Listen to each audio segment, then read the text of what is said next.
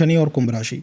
जी हाँ गाइज़, ये जो सेशन है ये शनि के वक्री से मार्गी होने के ऊपर फोकस्ड है। ये एक सीरीज़ का पार्ट है जिसके अंदर हम कवर करेंगे शनि के पूरे ट्रांजिट को 2027-28 तक प्लैनेट सैटर्न कैसे 12 राइजिंग्स के जीवन को ऊपर नीचे करने की कोशिश करेंगे, क्या है जो हम इस ट्रांजिट से मैक्सिमम प्राप्त कर सकते हैं, और रेमेडीज़ की इंपॉर्टेंस बहुत ज़्यादा रहेगी हमारे सेशंस के अंदर, क्योंकि गाइज़ प्लैनेट सैटर्न जिस समय वक्री से मार्गी हो रहे हैं उस समय उनकी डिग्री जो है 18 डिग्री है। कौन से नक्षत्र में वो वक्री से मार्गी हो रहे हैं? शतभिषा के पद 4 के अंदर हो रहे हैं। नवमांश कौन सा है? मीन नवमांश के अंदर वो हो रहे हैं।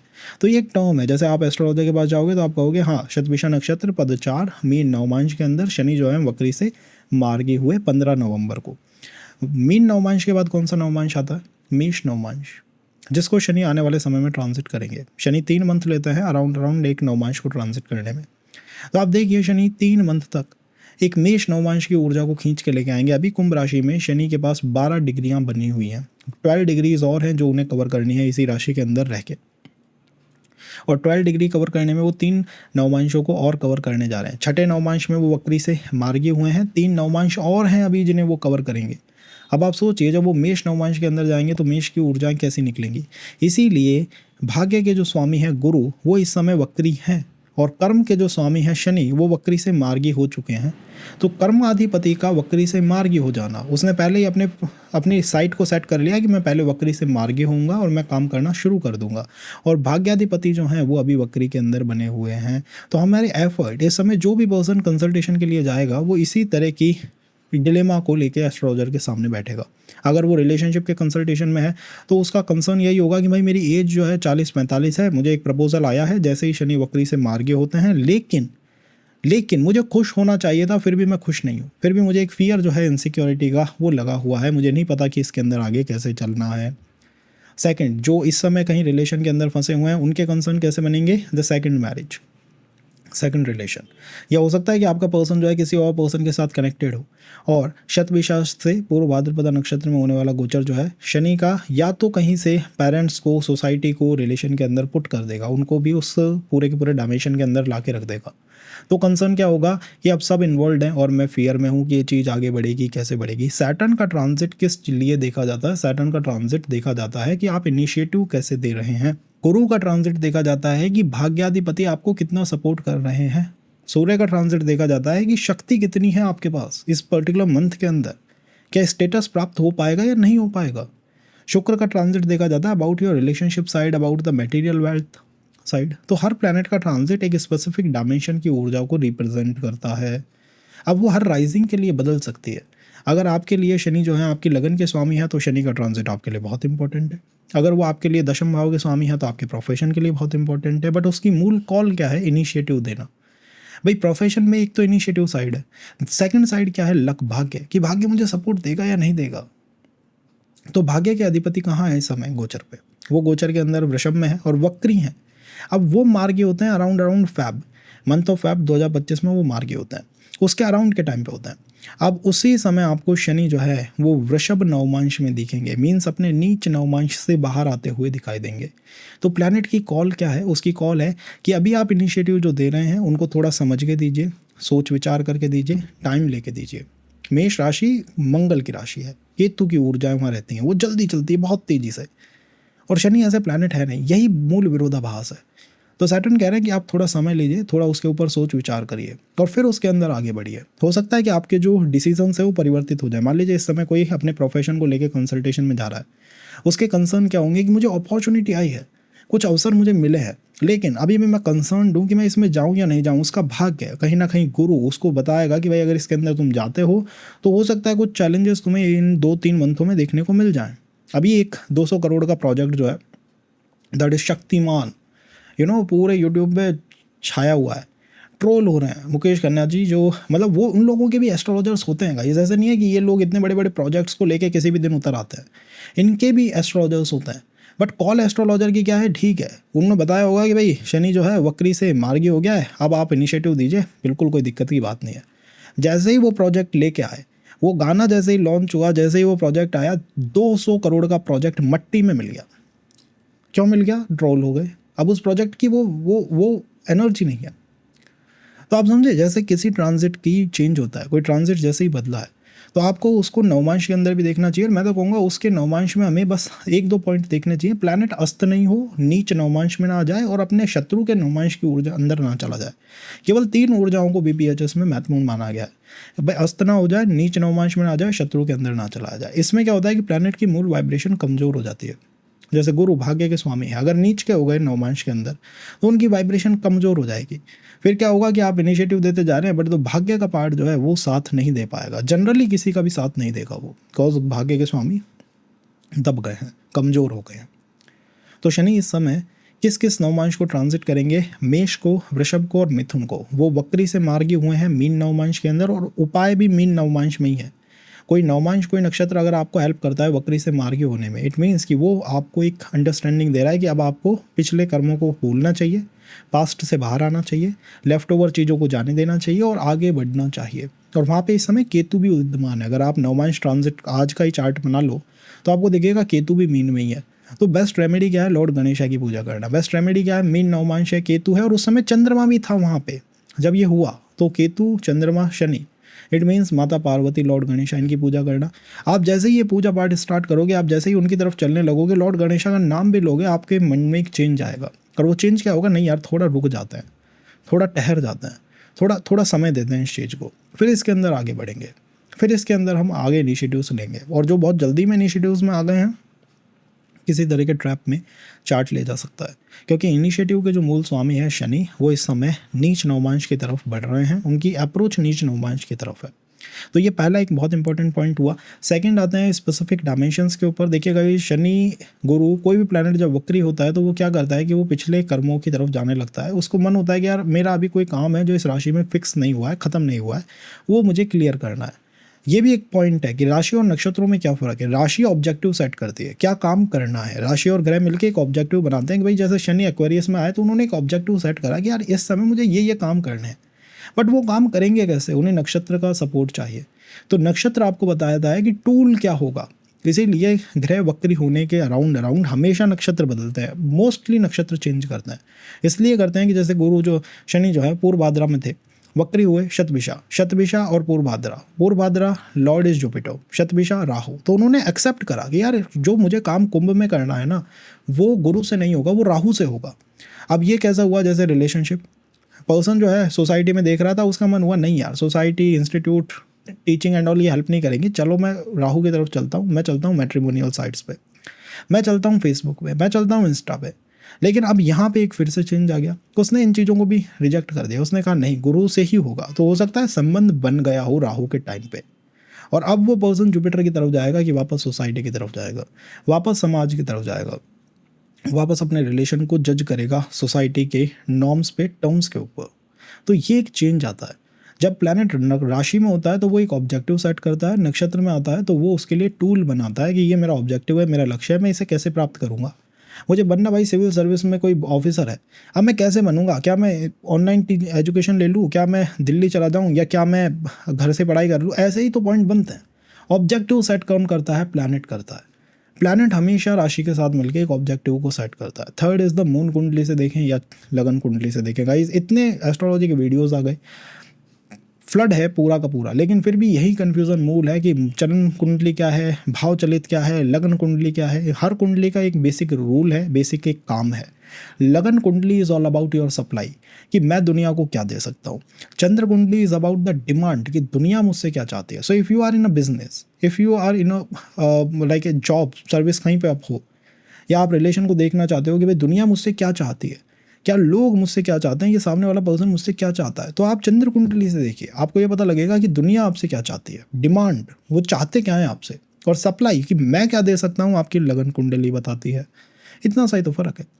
तो लगन कुंडली से ट्रांजिट को देखें तब आपको पता लगेगा मेरी सप्लाई क्या है, कि भाई दुनिया तो मुझसे 50 चीज़ें चाहती है, मैं दे भी पाऊँगा या नहीं दे पाऊँगा। और जो दे पाएगा उसका कनेक्शन बनेगा, आराम से आदमी ऊंचा ग्रोथ, ऊंची ताकत प्राप्त करेगा। इसीलिए लगन कुंडली को चंद्र कुंडली के साथ देखा जाता है कि ये पर्सन जिस सिनेरियो में है, कहीं इससे लोग ऐसी डिमांड तो नहीं कर रहे जो ये दे ही नहीं पाएगा उन्हें, कहीं ये उनकी हेल्प ही नहीं कर पाएगा। तो ये एक फ़र्क है, ये एक चेंज है। नवमांश कुंडली की भी अपनी भूमिका है, उसे क्यों बनाया जाता है। भाव चलित चार्ट, उसकी अपनी भूमिका है। इनके डिफरेंस को आपको समझना होगा कि भाई ये कुंडली में तब लगाऊंगा, ये कुंडली में तब लगाऊंगा, इस तरह से। फोर्थ पॉइंट आई थिंक हम अब पर्सनल डायमेंशंस पे जाते हैं। तो अगर हम रिलेशन की बात करें तो रिलेशन के लिए हम 5th हाउस देखते हैं कालपुरुष की कुंडली का, और 7th हाउस फॉर मैरिज देखते हैं। अगर आप इस समय शनि के ट्रांजिट को देखें, शनि 11th हाउस में है, पंचम से सप्तम है, मीन्स 5th से 7th है, और सप्तम से पंचम है। इट मीन्स शनि की जो ये कॉल है, जो ये मूवमेंट है, ये मैरिज के लिए नहीं, ये रिलेशनशिप के लिए इंपॉर्टेंट है। और ये उन रिलेशंस के लिए बहुत इंपॉर्टेंट है जो कि रिलेशन से मैरिज की तरफ मूव करना चाहते हैं, जाना चाहते हैं, उनके लिए ये सबसे इंपॉर्टेंट है। अरेंज मैरिज के लिए प्लैनेट सैटर्न की इस समय कॉल सैटर्ड नहीं है, उसकी कॉल है रिलेशन को मैरिज में ले जाना, और मैरिज के अंदर आप कह सकते हैं स्टेबिलिटी को लेके आना। हाँ, मैरिज में जिनकी हो गई है या जो होने के कगार पे है, वहाँ पे ये चाइल्ड का कॉन्सेप्ट जरूर आएगा। मीन्स जिनकी एज बहुत ज़्यादा हो रही है, लाइक 35, 37, 38 के बाद, the main concern is not marriage, the main concern is the D7 chart, सप्तांशा कुंडली, द बच्चे होंगे या नहीं होंगे, ये है मेन कंसर्न। यहाँ पे चार्ट अटका। तो सप्तम से पंचम है शनि का ट्रांजिट इस समय। काल पुरुष कुंडली को अगर आप बनाओगे तो सप्तम भाव से पंचम पे प्लैनेट शनि इस समय चल रहे हैं, तो उनकी कॉल क्या है कि बच्चे। तो जिनकी एज बहुत बढ़ रही है और उन्हें चाइल्ड रिलेटेड इनसिक्योरिटीज़ है, आपके लिए ये सैटर्न का ट्रांजिट है। सैटर्न ने राहु के नक्षत्र को छोड़ा है, जा रहे हैं जुपिटर के नक्षत्र की तरफ। थोड़े समय में ये शिफ्ट हो जाएगा, और मुझे लगता है ये शिफ्ट आपके लिए बहुत हेल्पफुल है। ये शिफ्ट आपको हेल्प करेगा अड़से कि ये शिफ्ट आपको हेल्प करेगा सोसाइटी से इस तरह के एप्रिशिएशन को आने में। मीन्स आपको जज नहीं किया जाएगा कि भाई ये पर्सन उसके लिए अब कैपेबल ही नहीं है या उस काम के लिए है ही नहीं। तो जिनको भी चाइल्ड इनसिक्योरिटीज़ है इन मैरिज, उनके लिए ट्रांजिट काफ़ी हेल्पफुल है। आपको इसको सही तरह से चैनलाइज करना चाहिए, लिंक करना चाहिए, एंड ऐड से कि माता पार्वती, लॉर्ड गणेशा, इनकी पूजा करनी चाहिए, लक्ष्मी लॉर्ड गणेशा, इनकी पूजा जो है वो करनी चाहिए, काफ़ी हेल्पफुल रहेगा। रिलेशनशिप से मैरिज की जहाँ पे भी बात है, सैटर्न का ट्रांजिट बहुत इंपॉर्टेंट है। जब ये राहु के नक्षत्र में आ गए थे तो पर्सन ने क्या कोशिश करी थी, या तो चीटिंग्स दिखाई दी थी पिछले समय में, या फिर टेक्नोलॉजी का बहुत भयानक यूज़ दिखाई दिया था, या फिर लॉन्ग डिस्टेंस दिखाई दिया था, अपने आप सेपरेशन आ गया था। जब वो जुपिटर के नक्षत्र में आते हैं तो जुपिटर में प्रकाश है, जुपिटर के पास नेचुरल प्रकाश है, तो वो क्या करते हैं कि यार अब प्रकाश दे देता हूँ, अब मैं इसको थोड़ी लाइट दे देता हूँ। तो यहाँ पे रेजोल्यूशन होने की बहुत संभावना है। हो सकता है कि दो पैचअप का जो कॉन्सेप्ट है is the concept of Jupiter, because ये आपको प्रकाश दे देता है, लाइट दे देता है, कन्फ्यूज़न खत्म कर देता है। तो वहाँ लाइट आने की बहुत संभावना इस ट्रांजिट ने बना दी। अब जिनके पास अभी भी कोई संबंध नहीं है और वो व्यवस्थाओं में लगे हुए हैं, तो आई थिंक बेस्ट तो यही है गाइज कि कोशिश जो है वो जारी रहे, कोशिश हम करते रहें। और मैं तो ये कहूँगा कि रुकना चाहिए थोड़े समय के लिए अगर संबंध नहीं है तो, और शनि को वृषभ नवमांश में आने दीजिए, फैब का मंथ आने दीजिए। सैटर्न और जुपिटर मिलके बहुत कुछ है जो चार्ट के अंदर ट्रिगर अप कर सकते हैं, चैनलाइज कर सकते हैं। तो ये पॉइंट हुआ for the relationship side. In the second अगर हम प्रोफेशन की बात करें तो शनि इस समय किस राशि से 10th में चल रहे हैं, वो टॉरस से 10th में चल रहे हैं। टॉरस की जो वाइब्रेशन सेट होती है वहाँ से प्लैनेट ने अपने आप को इस समय कहाँ पे रख रखा है, 10th के अंदर रख रखा है। तो इस समय जो प्रोफेशन के अंदर इनसिक्योरिटीज़ आ रही है वो बेसिकली इस वजह से आ रही है कि पहला पॉइंट तो ये है कि भाई इनकम की इनसिक्योरिटी है। Second point is the point कि ये जो टॉरस है ये फैमिली की रिस्पॉन्सिबिलिटी है। पर्सन इज फीलिंग कि इतना पैसा कमाने के बाद भी I am just not capable to handle my family, to take the responsibility of my family, उसके लिए मैं कैपेबल नहीं हूँ। उन चीज़ों को ख़त्म करने के लिए आई थिंक ये सैटर्न का ट्रांजिट बहुत हेल्पफुल है। बिकॉज सैटर्न ने वो अप्रोच बदल दी, उसने वक्री से मार्गी हो गया है। तो वो कह रहा है कि भाई अगर आपको अपनी फैमिली की रिस्पॉन्सिबिलिटी उठानी है, मैरिज करने के बाद रिस्पॉन्सिबिलिटी लेनी है, या फिर इनकम की कोई बात है, इनकम की इनसिक्योरिटी है, तो मैं ये ट्रांजिट आपके लिए बहुत हेल्पफुल बना रहा हूँ। बिकॉज वो नक्षत्र किसके में जा रहे हैं, गुरु का नक्षत्र। गुरु का नक्षत्र अपने आप धन का नक्षत्र है। गुरु का कोई भी नक्षत्र हो, धन उसके अंदर होता है, किसी तरह की वेल्थ को लेके वो बैठा हुआ होता है। तो वेल्थ की ऊर्जाएं हमें काफ़ी ज़्यादा देखने को मिलेंगी। अगेन मैं कहूँगा कि कोई चेंज अगर करना चाह रहे हैं तो थोड़ा रुकिएगा जब तक ये वृषभ नवमांश में ना आ जाए। मैं वास्तव में आपसे कह रहा हूँ गाइस, बहुत ईजी है हमारे लिए 10 वीडियोज़ बना देना और चले जाना, लेकिन आपके लिए बहुत इंपॉर्टेंट है। जैसे वो शक्तिमान का आप देख सकते हैं एग्जाम्पल, 200 CR का प्रोजेक्ट जो है हिल गया। तो हमें डिसीज़न लेने में प्लैनेट को थोड़ा स्टेबल माहौल में आने देना चाहिए। थर्ड हम कह सकते हैं कि प्रोफेशन हो गया, मैरिज हो गई, रिलेशनशिप हो गया। अगर हम भाग्य की बात करें तो भाग्य के लिए तो भाग्य अधिपति को ही देखना होता है कि भाग्य का अधिपति किस तरह के मूवमेंट को लेके बैठा हुआ है। तो वो अभी वक्री अवस्था में है, उनकी कॉल है कि भाई मैं थोड़ा समय लूँगा मार्गी होने में, तो वो उसी काम में लगे हुए हैं। अभी भी हमें फियर यही लगा हुआ है कि पिछले समय में जो अपॉर्चुनिटीज़ हमारे पास थी वो बेटर थी, ये फियर लगा हुआ है। इस समय जो शनि का ट्रांजिट हो रहा है ये एक्चुअली से ये हैप्पी स्टेट का ट्रांजिट नहीं है। ये ऐसा ट्रांजिट है कि यार अवसर तो पहले अच्छे थे, चाहे रिलेशन हो चाहे मैरिज हो, सब में अवसर पहले अच्छे थे, लेकिन दिक्कत क्या हुई कि अब वो अवसर नहीं रहे, अब वो आपके पास अपॉर्चुनिटीज़ नहीं रही। सो यार जस्ट ट्राइंग टू कि भाई जो भी है इसके साथ चल दो। मैं कहूँगा थोड़ा वेट कर सकते हैं अगर आप कर पाएँ तो, बिकॉज आने वाला टाइम हमारे लिए काफ़ी अच्छी चीज़ों को लेके आ रहा है।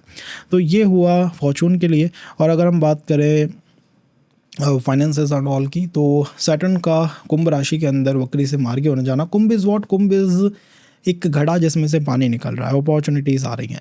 जब कोई प्लेनेट यहाँ वक्री होता है तो वो क्या करता है, सारे पानी को पीछे खींच लेता है, तो अवसर आना रुक जाते हैं। तो जैसे ही वो वक्री से मार्गी होगा, अवसर निश्चित रूप से आएंगे। तो पैसा बनाने के अवसर भी हमें काफ़ी देखने को मिलेंगे। मैं कहूँगा कि ये जो ट्रांजिट है ये एक्चुअली तो अध्यात्म की कॉल को लेकर बैठा हुआ है। बिकॉज प्लैनेट की आप अप्रोच देखिए ना, उसने कोशिश करी कि मैं शतभिषा में चला जाता हूँ, मटेरियल हो जाता हूँ, बट फिर उसे आना पूर्व भाद्रा में ही पड़ा। और आने वाले टाइम में सैटर्न और राहु का एक प्लैनेटरी वॉर भी लग रहा है, ग्रह युद्ध भी होने वाला है। तो राहु के साथ अब उनकी ट्यूनिंग बहुत अच्छी है नहीं।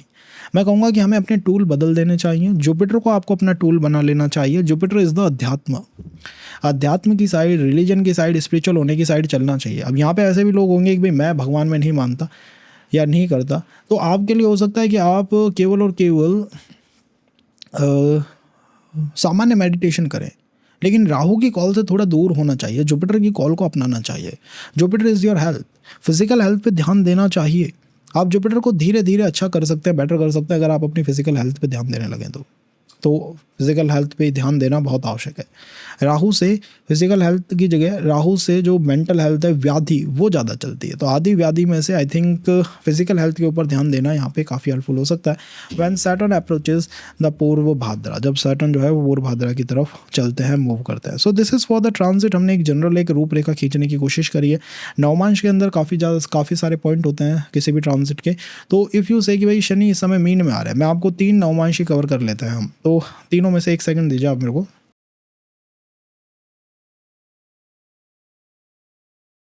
फुल हो सकता है। प्लैनेट सैटर्न आपके 11th हाउस के अंदर वक्री से मार्गी हो रहे हैं। जब भी कोई प्लैनेट 11th हाउस में वक्री से मार्गी होगा, वो डेफिनेटली 11th हाउस के रिसोर्सेज पे फोकस को कम करेगा और उन रिसोर्सेज को ईजीली आपके लिए अवेलेबल करा देगा। तो 11th हाउस के क्या रिसोर्सेज हैं? 11th हाउस आपके बर्थ चार्ट में आपके गेन्स को दिखाता है कि इस पर्सन को कितने गेन्स प्राप्त होंगे, कितना लाभ ये प्राप्त कर सकता है। जैसे ही शनि यहाँ वक्री से मार्गी होता है, सैटर्न व्हाट? इनिशिएटिव, प्रभाव, कि आप क्या इनिशिएटिव लेने जा रहे हैं।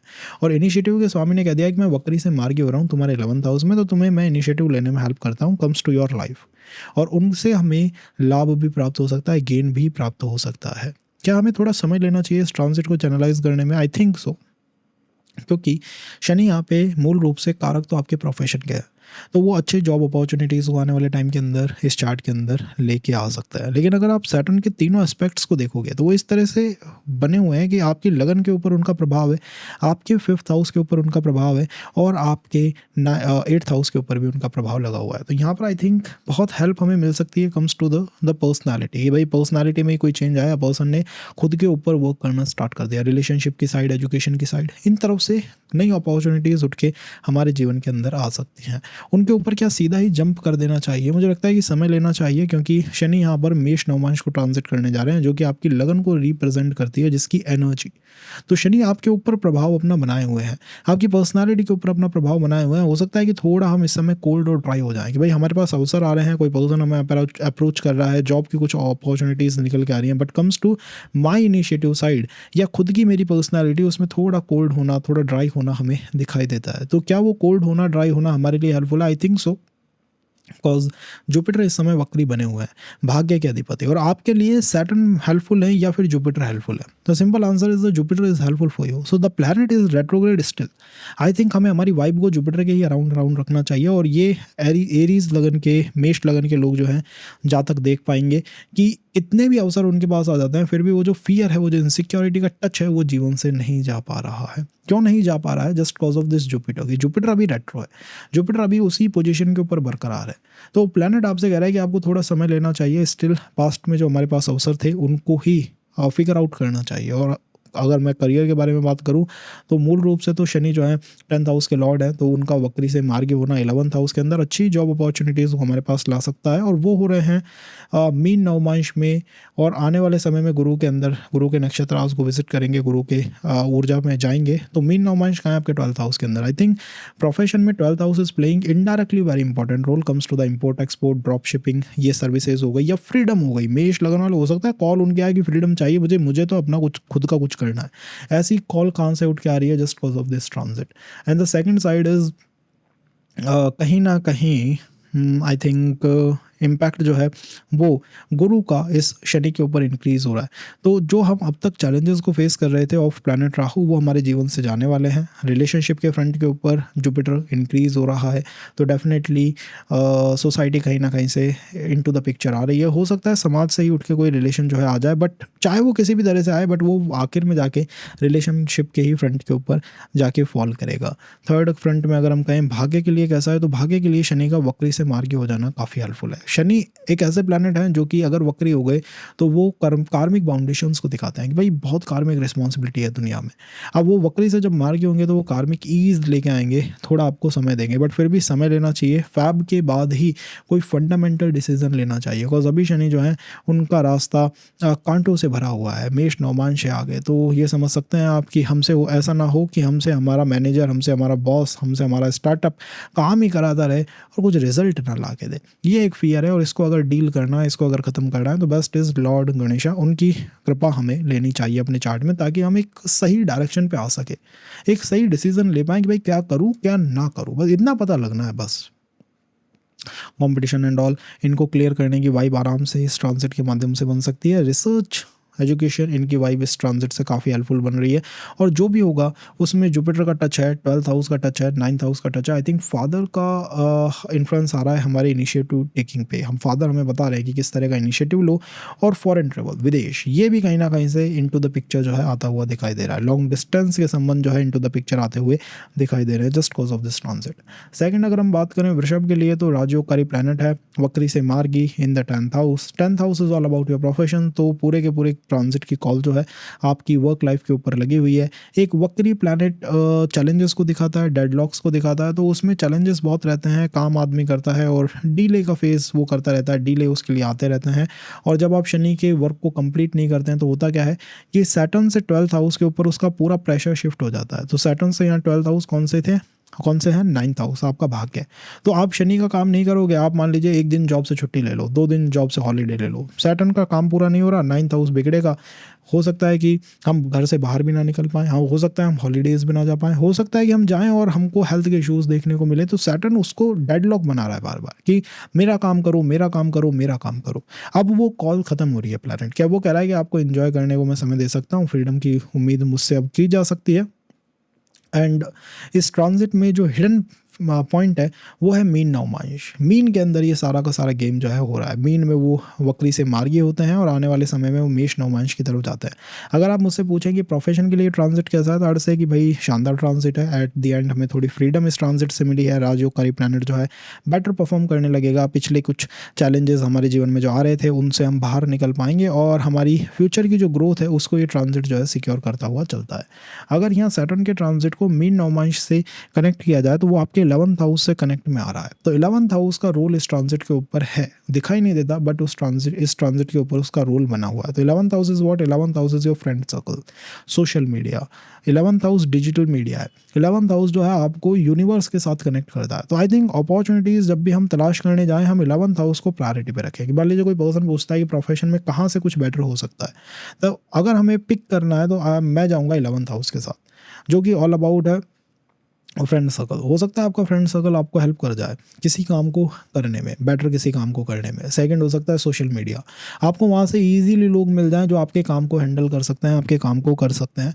तो वहाँ से ईज़ आ रही है, वहाँ से हैप्पीनेस जो है वो 11th हाउस से निकलती हुई दिखाई दे रही है। और 11th हाउस कहीं ना कहीं एसेट्स का भी भाव है। तो मुझे लगता है इस ट्रांजिट का फोकस प्रोफेशन पे, आपके प्रोफेशन को ईजी बनाने पे और एसेट्स के ऊपर काफ़ी लगा हुआ है। तो एसेट्स के अंदर भी चेंज हमें आने वाले समय में देखने को मिलेंगे। हो सकता है टॉरस राइजिंग के लोग फैब के आसपास आसपास, और उसके बाद कोई चीज़ I think property and all या इन्वेस्टमेंट, इनकी कोई प्लानिंग जो है माइंड के अंदर लगा के बैठे हुए हैं भाई, अब तो कुछ करके ही मानेंगे, अब तो कुछ कर डालेंगे, ऐसी कुछ ऊर्जाएं जो है टॉरस के अंदर आ रही है। थर्ड में अगर हम जाएँ रिलेशनशिप की वाइब पे, तो प्लैनेट जो है वैसे तो 10th हाउस के अंदर बैठे हुए हैं, जो कि आफ्टर मैरिटल जो लाइफ होती है उसको इंडिकेट करता है। तो जब ये वक्री हो गए थे तो टॉरस राइजिंग में अपने आप एक फियर आया था कि भाई मैरिज का तो ठीक है, मैरिज नहीं हुई है, रिलेशन नहीं बनाया, बट उनको आफ्टर मैरिज की चिंता ज़्यादा है। ये फियर अपने आप टॉरस राइजिंग के अंदर डेवलप होने लगा था। अब जैसे ये प्लैनेट वक्री से मार्गी होते हैं with the help of Jupiter, so दो वाइब्स आ सकती हैं, या तो सोसाइटी वापस से हमें प्रेशर में डाल रही है, चैलेंजेस दे रही है, या फिर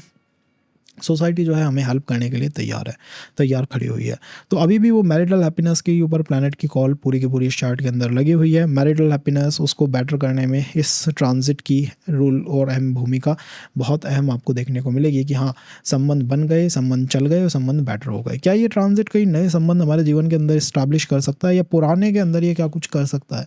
तो पुराने जो संबंध है इस चार्ट में 5th हाउस से निकल के आएंगे, 7th हाउस से निकल के आएंगे, और ये जो ट्रांजिट है ये 5th से आप कह सकते हैं कि ये 5th से 6th पे हो रहा है, उसकी प्रारब्ध ऊर्जाओं को दिखाता है। तो जो भी संबंध बहुत गहरे हैं, प्रारब्ध जैसे हैं, जिनमें 3-3 मंथ 4-4 मंथ कोई भी कनेक्शन ही नहीं बने जस्ट कॉज ऑफ सैटर्न, उसमें कुछ बेटरमेंट ये ट्रांजिट आपको ला के दे सकता है। तो आई थिंक वहाँ पे कुछ बेटरमेंट की उम्मीद इस ट्रांजिट से की जा सकती है। कोई नए संबंध के बारे में मैं अगेन जुपिटर की तरफ से ही जाऊँगा, फ्रेंड सर्कल की तरफ से ही जाऊँगा कि वहीं से कुछ ना कुछ वाइब जो है निकल के आने वाले टाइम में हो सकती है। तो अगर हम फिक्स करें अपने आप को, तो मुझे लगता है कि हम सोशल मीडिया, उसमें भी जुपिटर का इन्फ्लुएंस है, तो एस्ट्रोलॉजी आप कह सकते हैं, न्यूमरोलॉजी आप कह सकते हैं, स्पिरिचुअल साइंस, स्पिरिचुअलिटी, गुरु, इनकी ट्रैवल की तरफ आपको रहना चाहिए। वहाँ से आपको ज़्यादा संबंध देखने को मिल सकता है। ये केवल आपके इनिशिएटिव्स हैं। जब आप मुझसे पूछेंगे कि इनिशिएटिव कहाँ से लूँ, तब मैं आपको कहूँगा कि आप सैटर्न के साथ जाइए।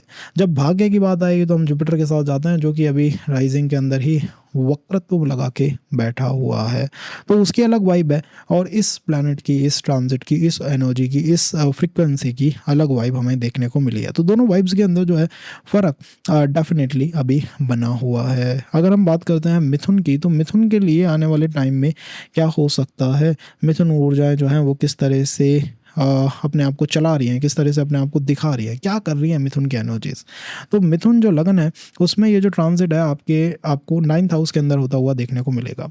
9th हाउस सैटर्न का रेट्रोग्रेड होना, अगर प्लैनेट रेट्रो है तो उसका कहाँ जा रहा है, वो पीछे की तरफ जा रहा है। पीछे कौन सी राशि है? शनि की राशि है, लेकिन अष्टम भाव की राशि है। तो मिथुन के लिए जो टाइम हुआ था पूरा रिसर्च का, ऑकल्ट का, एस्ट्रोलॉजी का, उनको ऐसा लगा कि मेरा भाग्य अगर बनेगा ना, तो मेरा भाग्य केवल अष्टम भाव से बनेगा, केवल अष्टम भाव से। जिस भी काम में जाऊंगा डीप रिसर्च में उतरूंगा, जिस भी काम में जाऊंगा एस्ट्रोलॉजी, न्यूमरोलॉजी, ऑकल्ट सब कुछ इन्वॉल्व कर दूंगा। कुछ उसके अंदर अष्टम भाव से तांत्रिक ऊर्जाएं भी फ्लो होती हैं, तो इन सब एनर्जीज़ को लेके आऊँगा। कई लोगों ने तो शेयर स्टॉक, गेमिंग एप्स, इनकी तरफ भी अपनी अप्रोच बना ली कि भाई एकदम से जो भी होगा अष्टम से होगा। उनको ऐसा लगा कि मेरे सारे इनिशिएटिव्स जो हैं अष्टम की तरफ फ्लो कर रहे हैं। लेकिन अब एक चेंज आपको आने वाले समय में देखने को मिलेगा। प्लैनेट रेट्रो से डायरेक्ट होता है, नवम भाव के अंदर होते हैं, और प्लैनेट की अप्रोच क्या है कि अब मैं डायरेक्ट हो गया हूँ, अब मुझे आगे बढ़ना है। अब आगे कौन सी राशि है? एक तो मीन राशि है। जिस राशि में, जिस नवमांश में ये गेम हो रहा है वो मीन नवमांश है, और आगे की अप्रोच है, जुपिटर की अप्रोच है, 10th की अप्रोच है। तो मुझे लगता है प्रोफेशन के ऊपर फोकस करेंगे, अपनी नॉर्मल डेली लाइफ के ऊपर फोकस करेंगे, एंड दे विल ट्राई। भाई देखिए, आपने अगर कुछ प्राप्त करा है ना, तो वो खाली नहीं जाता है। ये बहुत अच्छी कॉल है प्लैनेटों की, कि प्लैनेटों के अंदर जो डेटा रिकॉर्ड करने की ताकत है ना, वो GB, TB और जो होता है उन सब से ऊपर है। तो उनकी ताकत इस लाइक, जो भी तुमने काम करा है वो खाली नहीं जाएगा। तो जो भी आपने अष्टम भाव में रिसर्च करी है ना अब तक, वो खाली नहीं जाएगी। हो सकता है आने वाले टाइम में, और स्पेशली फैब के बाद, आप इसी वर्क को लें और आप इसे 10th हाउस में स्टैब्लिश कर लेंगे। भाई मैंने सीख लिया ना, बहुत सीख चुका हूँ मैं, अब मैं इसको अप्लाई करता हूँ, अब मैं इसको लगाता हूँ। तो मुझे बहुत अच्छी कॉल दिखाई देती है प्रोफेशन में, स्पेशली उन लोगों के लिए जो एस्ट्रोलॉजी में इन्वॉल्व हुए थे, या फिर आप कह सकते हैं रिसर्च में इन्वॉल्व हुए थे, वो इसे अपने सर्विस से, अपने वर्क से, प्रोफेशन से जोड़ सकते हैं। सेकेंड कॉल आती है 8th हाउस की। 8th house is just not कि भाई ये डीप रिसर्च ही आपको करवाएगा। 8th हाउस एक्चुअली वो सारे काम जिससे कि एकदम से भाग्य में छलांग लगाई जा सके, मैं उसको 8th हाउस से कनेक्ट करता हूँ। तो अब ये 10th से जब प्लैनेट कनेक्ट होने जाएंगे, तो प्लैनेट की क्या कॉल होगी कि भाई अगर कोई भी काम ऐसा है जिससे कि भाग्य में एकदम से छलांग लगती है, तो क्यों ना उसे हम ट्राई करें। तो हो सकता है बिजनेस एंड ऑल आपको करते हुए बहुत दिखाई देंगे मिथुन के लोग आने वाले समय में। इनकी ये कॉल बनेगी, यार अब तो बहुत हमने प्राप्त कर लिया है ज्ञान यूट्यूब से, इंस्टा से, अब हम इसको अप्लाई करते हैं कहीं ना कहीं। तो अप्लाइंग पावर अब इस प्लैनेट के पास आ चुकी है। अब तक इन्हें भाग्य में ब्लॉकेज दिखाई दे रही थी कि भाई कुछ भी हो ये भाग्य चल ही नहीं पा रहा है, लेकिन अब वो ब्लॉकेज जो है खत्म होगी। और इनके साथ दिक्कत क्या आई थी पिछले समय में गाइस, रेट्रो प्लैनेट के अगर आप कर्मों को खत्म ना करें तो दिक्कत क्या है कि वो पिछले हाउस को पीड़ित कर देता है। तो यहाँ पिछला हाउस था अष्टम भाव, तो मान लीजिए मिथुन लगन, शनि जो है रेट्रो हो गया, काम करने है, रिस्पॉन्सिबिलिटी, परिवार की रिस्पॉन्सिबिलिटी एंड सब उठानी है। अगर पर्सन मना कर दे कि मैं नहीं करूँगा तो होगा क्या, अष्टम भाव पीड़ित होगा, एकदम से कोई झटका, परिवार में कोई इल हो गया, परिवार में किसी को प्रॉब्लम आ गई, काम बनते बनते रुक गया, अटक गया, अटकाव जो है प्लैनेट ला के दे देता है। ये उसकी महत्वपूर्ण पावर होती है। तो अब वो पावर खत्म हो गई। अब अगर आप कहें भी ना भाई मुझे थोड़ा आराम करने दो, तो ट्रांजिट विल बी लाइक ठीक है यार कोई दिक्कत की बात नहीं है, बट फिर भी मैं कहूँगा इनिशिएटिव हमें फैब के अराउंड ही लेना चाहिए, बिकॉज जुपिटर इज भाग्य, भाग्य तो जुपिटर ही है। इनिशिएटिव लगन कोई भी प्लैनेट हो ट्रांजिट का, केवल वो इनिशिएटिव्स को दिखाता है, केवल और केवल। इसीलिए भृगु पॉइंट के बारे में सीधा पॉइंट है कि भृगु से अगर जुपिटर क्रॉस कर गया तो भाग्य चैनलाइज होगा, अगर शनि क्रॉस कर गया तो प्रोफेशन हो सकता है या फिर रिस्पॉन्सिबिलिटीज मिल सकती हैं, भाग्य नहीं मिलेगा। चाहे अच्छा है चाहे बुरा है प्लैनेट, भाग्य के लिए गुरु है। भाग्य की कॉल जुपिटर की कॉल है, तो उसकी कॉल क्या है उसको हम समझेंगे। अगर किसी सेशन में अगर आपकी इच्छा होती है तो आप हमें ड्रॉप कर सकते हैं कमेंट, उसको भी हम समझेंगे। अदरवाइज सैटर्न की तो सीरीज चली रही है, जुपिटर की भी ले आएंगे। तो ये प्लैनेट सैटर्न के लिए। अब आने वाले टाइम में क्या हो सकता है, करियर में मैंने आपको बताया काफ़ी अच्छी संभावनाएं इस ट्रांजिट से निकल रही हैं। सेकंड इज़ मीन से जो भी कुछ होगा मीन से होगा, 10th हाउस से होगा। तो अगर रिलेशंस की बात है तो मैं कहूँगा कि आप प्रोफेशन के ऊपर फोकस करें, job service sector service side से काफ़ी रिलेशन बनने की संभावनाएं हैं। और जिस भी संबंध की आप बात करें उसके अंदर शनि की जो इन्वॉल्वमेंट है वो देखने को मिलेगी। तो अगर अब तक फैमिली की इन्वॉल्वमेंट बहुत ज़्यादा थी, बिकॉज हो सकता है बढ़ गई हो सैटर्न के रेट्रो होने से, तो उसे डायरेक्ट में ईजी माना जा सकता है कि हमारे लिए जो ट्रांजिट है बिट ईजी हो जाएगा। तो आई थिंक काफ़ी अच्छी कॉल जो है इस प्लैनेट से आ रही है। मीन नवमांश है और इनिशिएटिव लेने में हमें वेट करना चाहिए फैब का। नहीं तो होगा क्या कि आप अभी जो भी आपके मन में चल रहा है ना, जो भी मैं कहूँ जो भी आपके मन में चल रहा है वो मेष नवमांश से कनेक्ट होने जा रहा है। मेष कहाँ आता है आपके चार्ट में, 11th में। 11th इज व्हाट, पैसा, एसेट्स। तो क्या होगा, अरे यार बिजनेस करते हैं पैसा लगा दो, अरे यार ये काम करते हैं पैसा लगा दो, अरे यार कोई रिलेशन नहीं आ रहा चलो सोशल मीडिया पे चलते हैं वहाँ से कुछ आ जाएगा। बट अभी वो इनिशिएटिव्स के फेज़ में है। मैं कहूँगा ऐसा नहीं करना चाहिए। मैं कहूँगा कि फैब का वेट करना चाहिए, टॉरस नवमांश का वेट करना चाहिए। तो अलग अलग तरीके हैं, हिडन से प्लैनेट वर्क करता है। ऐसा नहीं है आपको जैसा दिख रहा है वैसे ही वो चल रहा है, उसकी कॉल अलग अलग आ रही है, घूम घूम के उसकी कॉल आ रही है। अगर हम बात करें कर्क नवमांश का, कर्क लगन की, तो कर्क लगन के लिए क्या हो सकता है इस ट्रांजिट में, कहाँ पे हो रहा है, अष्टम भाव के अंदर हो रहा है। अष्टम भाव कैसा हाउस है, रिसर्च का हाउस है। इसमें जब भी कोई प्लैनेट आता है रेट्रो होता है तो उसकी कॉल अपने आप गहरी रिसर्च करने की होती है। तो कर्क लगन के लोगों ने जो भी काम करा है उसके अंदर वो काफ़ी गहराई तक उतर गए हैं। जब आप इस काम को नहीं करते हैं तो होता क्या है कि प्लैनेट उससे पिछले हाउस को पीड़ित कर देता है। तो अगर कर्क लगन के लोगों ने किसी चीज़ में गहरी रिसर्च नहीं करी है, चीज़ों को गहराई से नहीं समझा है, तो इनकी पर्सनल लाइफ को प्लैनेट ने बहुत डिस्टर्ब करा है पिछले समय पे। कुछ भी होता होगा इनके जीवन में उसका इंपैक्ट इनके सप्तम भाव में आता होगा। मैरिड हैं तो स्पाउस पीड़ित हो जाता होगा, रोगी हो जाता होगा, परेशान हो जाता होगा, उसको चैलेंजेस आ जाते होंगे। और अगर मैरिड नहीं है तो 7th house is the partnership, की किसी से यार बातचीत बैठ ही नहीं पाई, कोई पार्टनरशिप हो ही नहीं पाई। तो रेट्रोग्रेड प्लैनेट आपको बाउंड कर देता है, पुलिस जैसे बाउंड कर देती है ना गाड़ी को, सीज कर देता है, भाई काम नहीं करोगे तो पिछले हाउस को मैं परेशान करता रहूँगा। अब वो कॉल खत्म हो रही है। तो मुझे लगता है कि एक अच्छा ट्रांजिट है स्पेशली 7th हाउस के लिए। तो बिजनेस अगर पार्टनरशिप में है तो यस इट विल वर्क। अगर हम मैरिड लाइफ की बात करें तो उसको भी ईजी करने की प्लैनेट की कॉल है। जब वो रेट्रो हुआ था तो वो क्या कर रहा था, अष्टम भाव को सप्तम से जोड़ रहा था। कैसे जोड़ रहा था भाई, रेट्रो मीन्स पीछे चल रहा है, रिवर्स में चल रहा है, तो पीछे सप्तम भाव है तो उसको वो कनेक्ट करना चाह रहा था। तो अष्टम और सप्तम जब जुड़ते हैं तो क्या होता है, अष्टम इज द डीप रिसर्च है, सप्तम इज द बिजनेस है, सप्तम इज द पार्टनरशिप है। तो पर्सन ने ऐसा भी कोशिश कर हो सकती है करी हो कि भाई मैरिज को बेटर करना है तो मैं क्या करता हूँ, इन लॉज के साथ कनेक्शन बना लेता हूँ। मैरिज को अगर ठीक करना है तो मैं अष्टम भाव ले आता हूँ, एस्ट्रोलॉजी से ठीक हो जाएगी, तंत्र मंत्र से हो जाएगी। या फिर बिजनेस है कि भाई अगर बिजनेस को चलाना है तो पार्टनरशिप से चला लेता हूँ, या फिर इसमें गहरी रिसर्च कर डालता हूँ। तो अब ये कॉल बदल रही है। अब पर्सन क्या कह रहा है कि नहीं यार ये सब चीज़ें हटाओ, मुझे अब आगे की तरफ चलना है। अब प्लैनेट जब डायरेक्ट होगा तो नवम भाव की तरफ जाएगा। तो 9th house is the house जिसमें कि आपका भाग्य है, जिसके अंदर ग्रोथ है, जिसके अंदर प्रॉस्पेरिटी है। तो आई थिंक सैटर्न का ये जो ट्रांजिट लगा है डेफिनेटली इसकी जो कॉल है वो हमें प्रॉस्पेरिटी की तरफ ले जाने की कॉल है। बट अष्टम भाव से है तो काफ़ी ट्रांसफॉर्मेशन आपको आने वाले समय में देखने को मिलेगा, काफ़ी ज़्यादा। और इस समय मैं आपको ये भी बता देता हूँ, ये जो चेंजेस आ रहे हैं ना, शनि का पूरा फोकस है मेष नवमांश में जाने के लिए। वो दिसंबर में नक्षत्र बदल लेगा, वो चला जाएगा पूर्व भाद्रा, फर्स्ट नक्षत्र तो फर्स्ट नवमांश मेष नवमांश। तो मेष कहाँ है? आपके 10th हाउस में। इस समय कर्क लगन के लिए जो भी अपॉर्चुनिटीज़, जो भी चीज़ें बन रही है, उनका सीधा कनेक्शन उन्होंने 10th हाउस से कर रखा है। उनको ये लग रहा है कि जो भी कुछ होगा ना वो 10th हाउस से ही होगा। और 10th हाउस क्या है? प्रोफेशन है, जॉब है। कर्क लगन के लोग आपको ज़्यादा प्रोफेशन की तरफ जाते हुए दिखाई देंगे, ज़्यादा आपको 10th हाउस की बात करते हुए दिखाई देंगे, ज़्यादा निष्काम कर्म करते हुए दिखाएंगे। कुछ नहीं होता, हम तो निष्काम कर्म करेंगे। तो मुझे लगता है प्रोफेशन में कॉल सीधी सीधी सेट है। काफ़ी अच्छे चेंजेस हमें आने वाले समय में देखने को मिलेंगे। मैं कहूँगा फैब तक का हमें वेट करना चाहिए, उसके बाद ही हम किसी बड़े डिसीजंस के ऊपर जंप करें। आप ऐसा ना हो कि आप जंप कर जाएं उसके बाद हम कुछ रिग्रेट करें। तो हमको वेट कर लेना चाहिए अगर हम उसके कॉल में हैं, अगर हम कर सकते हैं तो। ओवरऑल तो ये पॉजिटिव है, इनिशिएटिव ज़्यादा देने पड़ेंगे, बट फैब के बाद भाग्य हमारा सपोर्ट करना ज़्यादा स्टार्ट करेगा। सेकंड, अगर हम रिलेशनशिप की बात करें तो 10th हाउस की कॉल क्या होती है रिलेशंस के अंदर? निष्काम कर्म।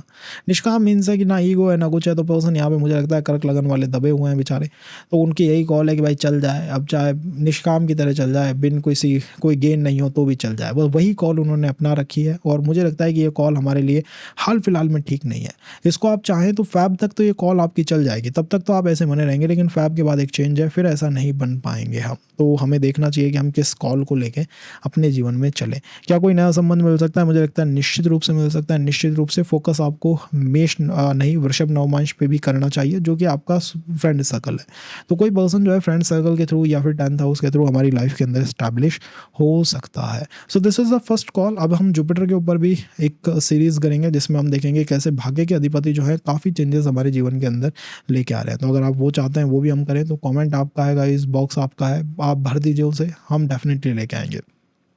अगर हम बात करते हैं लियो की कि भाई सिंह के लिए क्या होने जा रहा है, तो सिंह के लिए कहाँ पे हुआ था? 7th हाउस में सैटर्न रेट्रोग्रेड हो गए थे। जब भी कोई प्लैनेट रेट्रो होता है तो वो पिछले हाउस की तरफ जाना चाहता है, वो देखना चाहता है पिछले हाउस में क्या चल रहा है, कुछ ना कुछ लेफ्ट ओवर है वहाँ पे।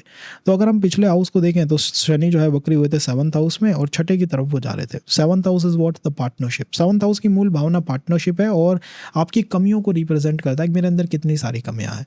छठा हाउस मैरिज में कहेंगे तो आप लीगल इशूज़ का है, छठा हाउस प्रारब्ध का है और छठा हाउस जो है आपकी सर्विस का है।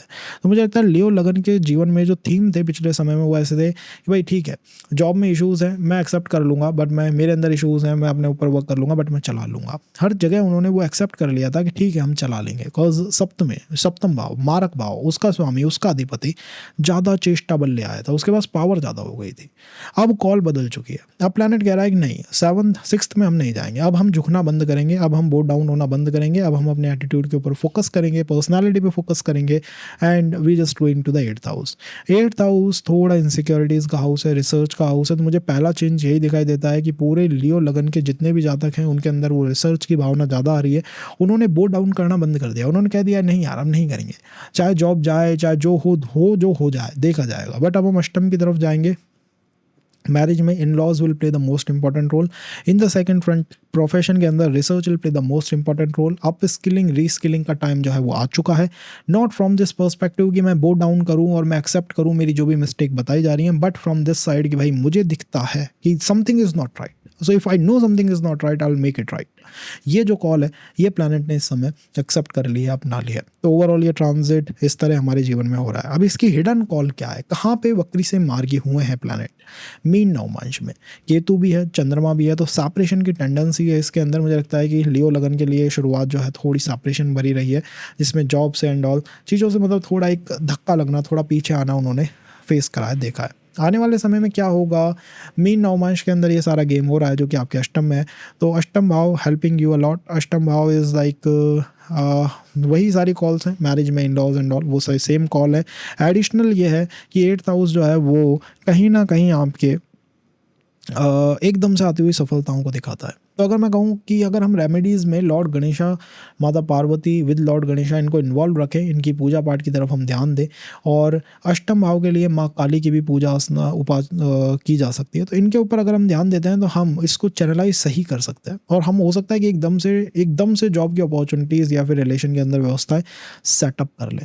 तो ये एक पॉजिटिव कॉल है जो इस ट्रांजिट से निकल के आ रही है। ओवरऑल ये ट्रांजिट काफ़ी हेल्पफुल है। अगेन आर्ट से कि आपको वेट करना चाहिए जब तक ये वृषभ में नहीं आ जाता, बिकॉज अभी जो लियो लगन के लोग हैं उन्हें क्या लग रहा है कि यार जो भी होगा ना नवम भाव से हो जाएगा, मेष नवमांश से हो जाएगा, फादर हेल्प कर देंगे, फादर नहीं करेंगे तो कोई गुरु आके हेल्प कर देगा, गुरु आगे नहीं करेगा तो नवम भाव है पीजी कर लेंगे, थोड़ी ऊंची डिग्री ले लेंगे, उससे हेल्प हो जाएगी।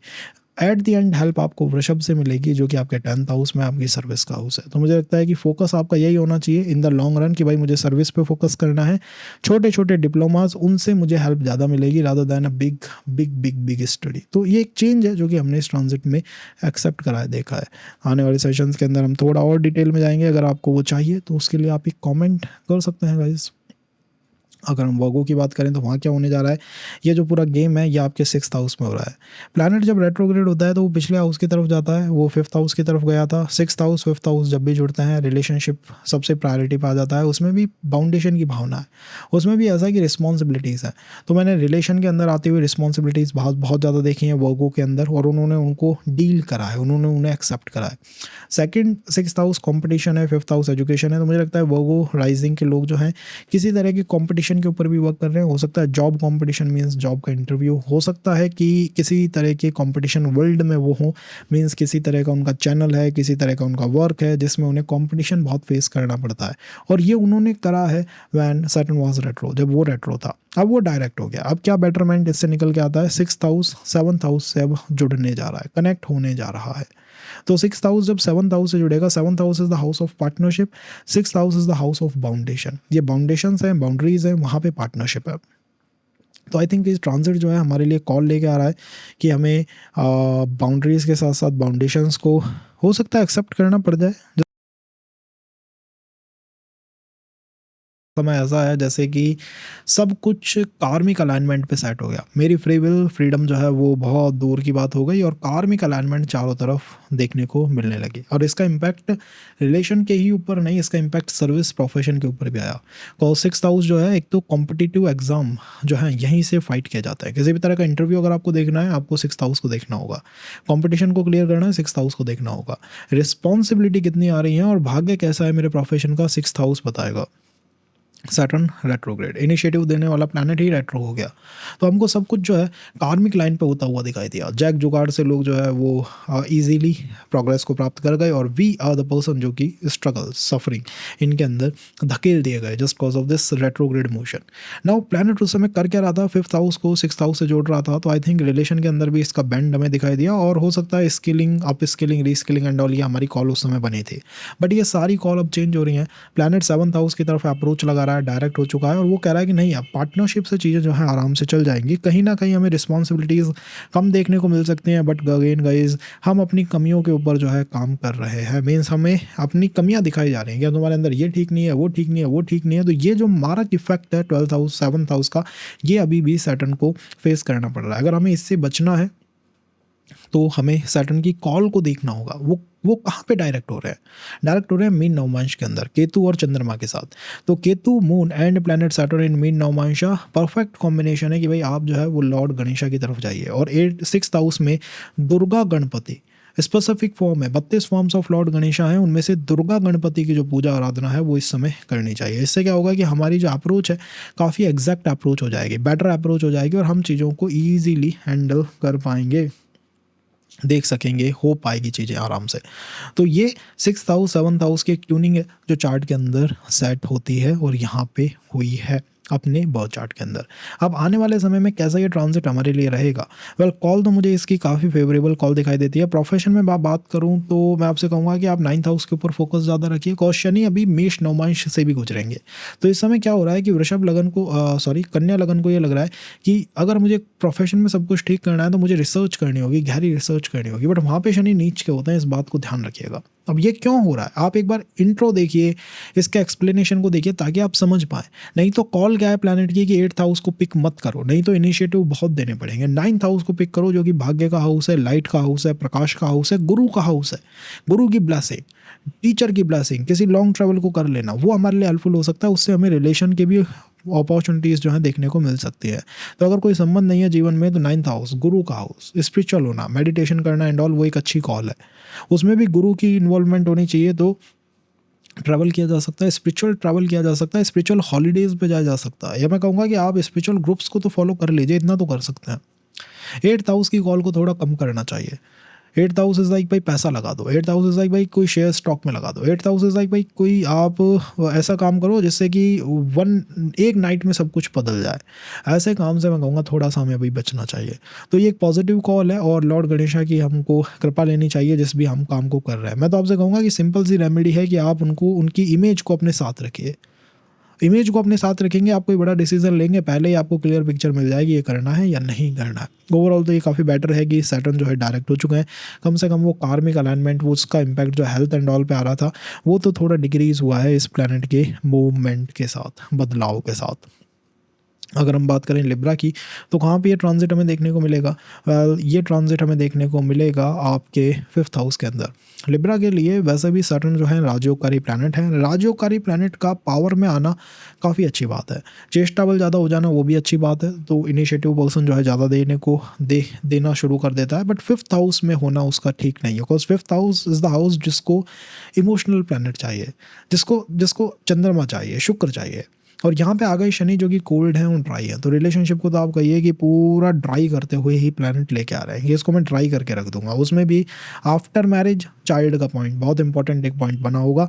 और बिफोर इट मुझे लगता है कि रिलेशनशिप की वाइब में कहीं ना कहीं ड्राइनेस सैटर्न के इस ट्रांजिट ने लाके पुट कर दी थी। अब वो प्लैनेट जो है वक्री से मार्गी हो रहे हैं, 6th हाउस की तरफ जा रहे हैं। भाई मार्गी हो रहा है मीन्स डायरेक्ट हो रहा है, डायरेक्ट मीन्स 6th हाउस की तरफ उसकी अप्रोच है। तो लिब्रा ज़ोडिएक साइन पिछले समय में कहीं ना कहीं अपने आप को अपने परिवार के पास लाने की कोशिश कर रही थी, पर्सनल लाइफ के ऊपर फोकस कर रहे थे। दे वर थिंकिंग कि भाई ठीक है यार शांति से चीज़ें निपट जाएंगी। लेकिन अब प्लैनेट ने कह दिया 6th हाउस की तरफ आपको चलना है जिसके मूल स्वामी मंगल हैं, जहाँ कंपटीशन की वाइब चलती ही रहती है। तो अब लिब्रा धीरे धीरे अपनी पर्सनालिटी में आते हुए इस चेंज को एक्सेप्ट करेंगे कि अब हमें कंपटीशन के लिए तैयार होना है। तो कंपटीशन की वाइब इंक्रीज हो रही है, किसी भी तरह के कॉम्पिटिटिव एग्जाम को क्लियर करना, इंटरव्यू को क्लियर करना काफ़ी ईजी हो जाएगा इस ट्रांजिट के बाद। अब यहाँ पे सपोर्ट कहाँ से आ रहा है? अभी कुंभ राशि के अंदर 4 नवमांश बाकी हैं, 3 नवमांश में वो ट्रांजिट करेंगे और मीन नवमांश में वो डायरेक्ट हो रहे हैं। तो मीन इज़ द 6th है जिसमें कंपटीशन है, तो कंपटीशन की वाइब हमारे अंदर है और हम आराम से उसमें अच्छा परफॉर्म कर सकते हैं। अब हमें मेष नवमांश भी देखना होगा, फैब तक, दिसंबर से फैब तक हमें मेष नवमांश देखना होगा। तो वो आता है 7th हाउस में जो हमें वीक करेगा।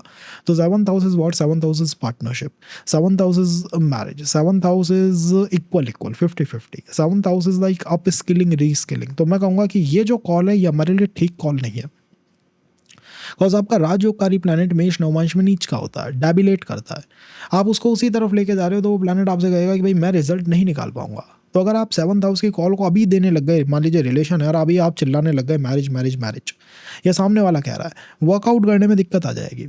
इनिशिएटिव कितने भी डाल दो, वर्कआउट प्लैनेट नहीं होने देगा अगर हम उस कॉल को अभी ना दें। तो आई थिंक फैब के बाद अच्छी संभावनाएं बन सकती हैं।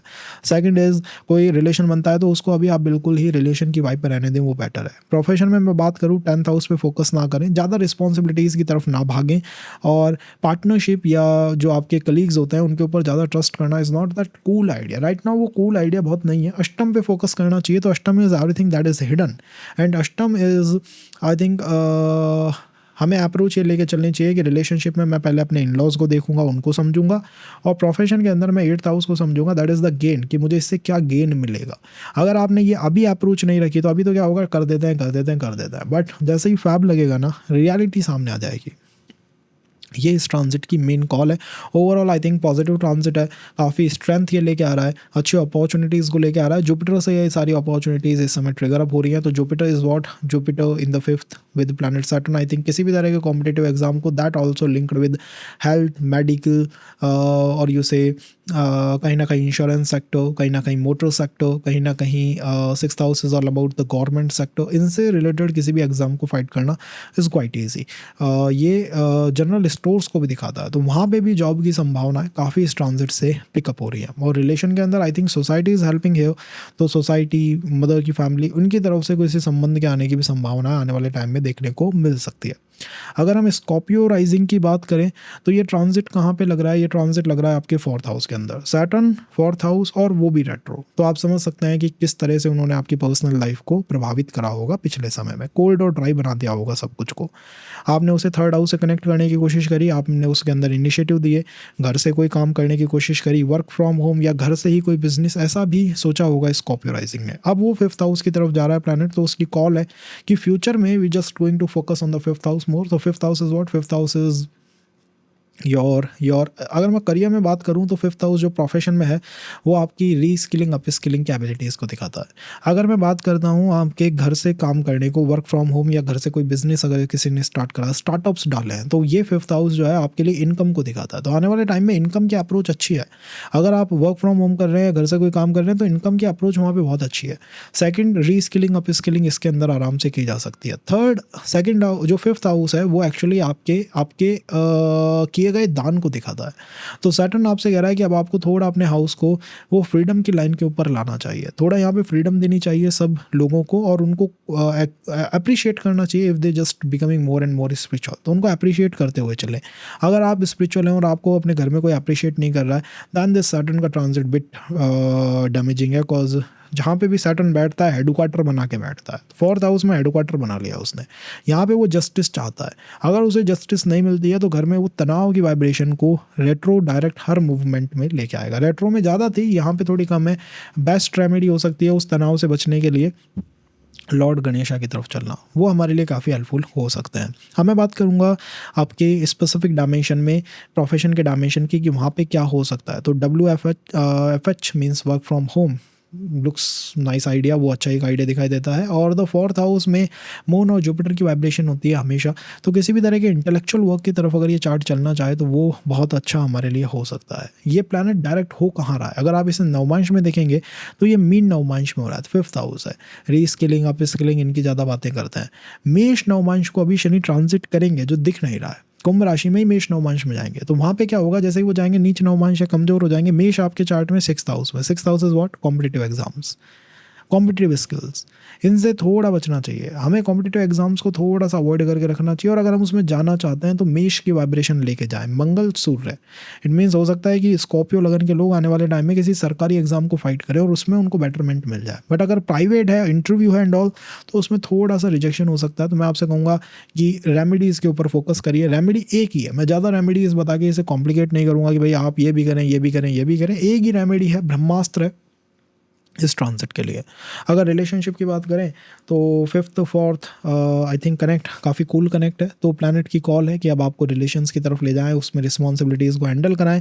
और अगर किसी ने आपको चीट करा है तो गाइज उसके लिए ट्रांजिट बड़ा खतरनाक है। बिकॉज कोई भी प्लैनेट जिस भी हाउस से 12th चलता है वहाँ पे विपरीत अर्गला लगा के बैठता है। तो यहाँ पे वो आपके रिलेशन के सारे जो जैम्स है ना, जो उसकी पूरी वाइब्स थी आपके पर्सन की, उसको खाने के ऊपर बैठा हुआ है। इसका मतलब है कि अगर कोई आपको चीट करके गया है, तो अगर आप हर्ट हुए हैं उससे बहुत ज़्यादा फोर्थ हाउस की वाइब, तो उसके लिए बड़ा प्रॉब्लमेटिक ये ट्रांजिट बन के निकल जाएगा। Because at the end fourth house Saturn justice, उसकी डिमांड है जस्टिस।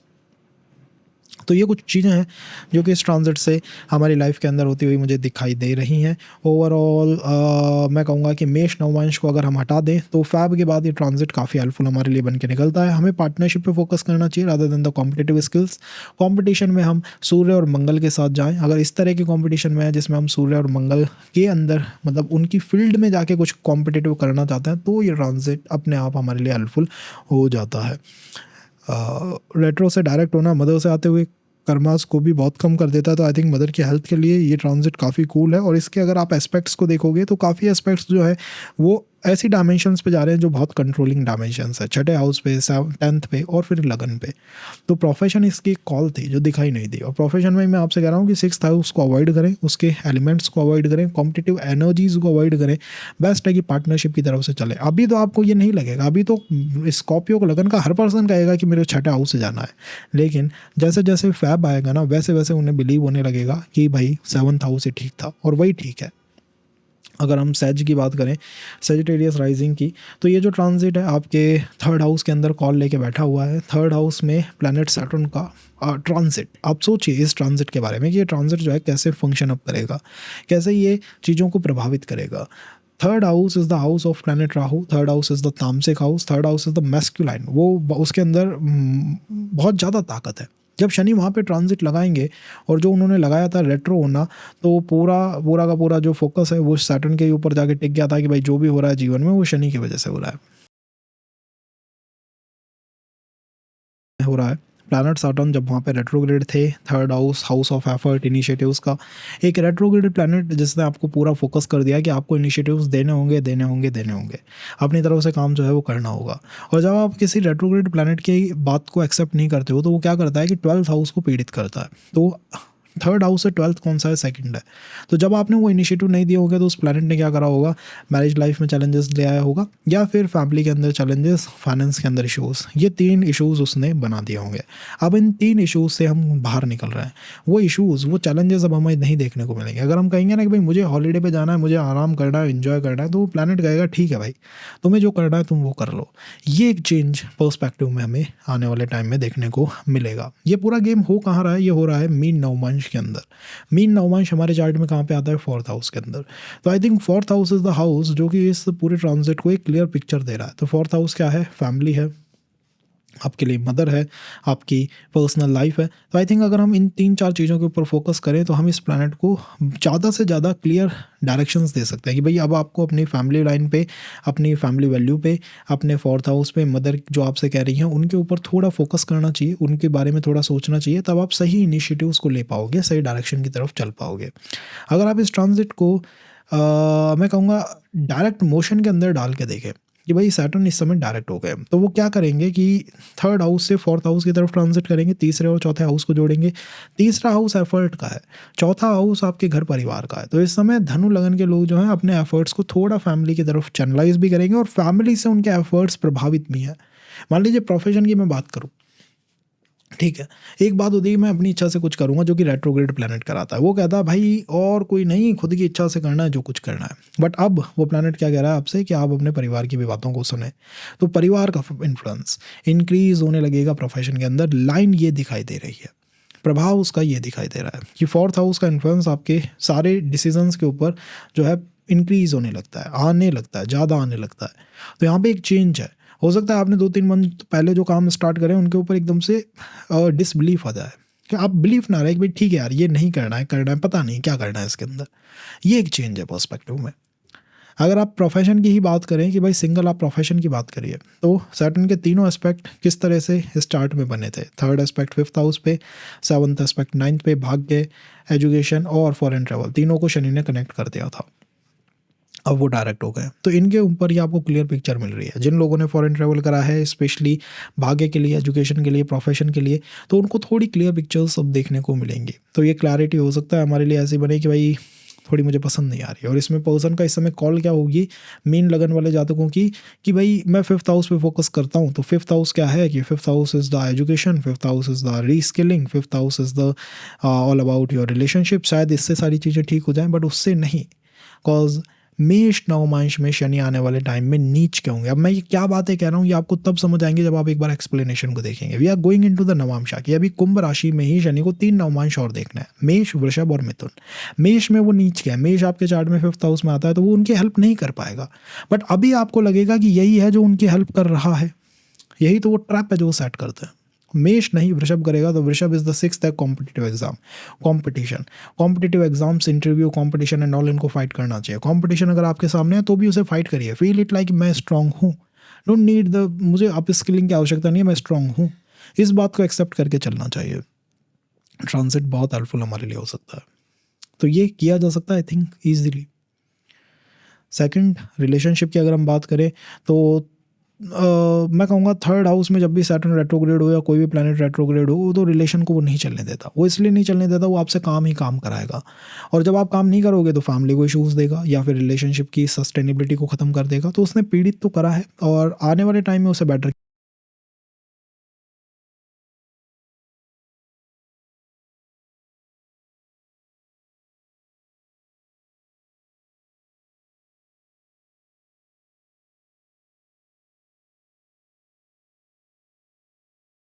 पे, 9th हाउस पे, 12th हाउस पे। तो प्लैनेट ने क्या कहा, फॉरेन ट्रैवल, एजुकेशन और लॉन्ग ट्रैवल्स, इन तीनों को कनेक्ट कर दो।